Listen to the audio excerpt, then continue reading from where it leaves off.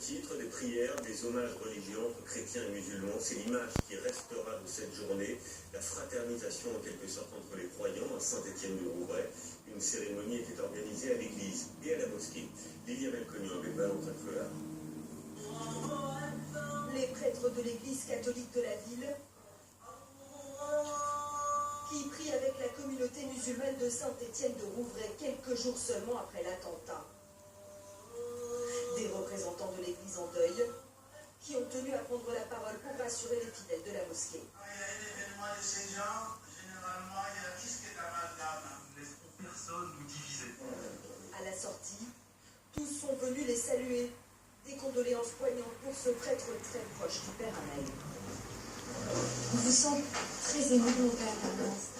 Oui, c'est vrai qu'il y a tout ce qu'on a dit, quoi, ces liens qu'on veut vraiment maintenir, et puis c'est vrai qu'on pense à ce que ça pourrait devenir si jamais ça se suspendait. Alors que là,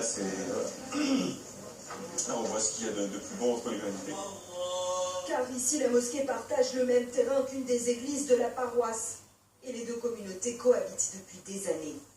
Alors la présence de ces croyants catholiques ce vendredi avait un sens plus que symbolique.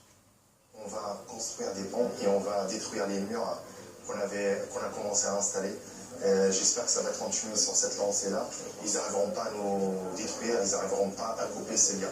Nous savons aujourd'hui, grâce à ce qui s'est passé, qui est très malheureux, et qui nous a montré que les chrétiens sont là pour les musulmans, que les musulmans sont là pour les chrétiens dans l'adversité, et que nous sommes tous unis sous le drapeau français. Après la prière, musulmans et catholiques sont allés ensemble sur les lieux de l'attentat pour rendre hommage à la mémoire du père Jacques Hamel.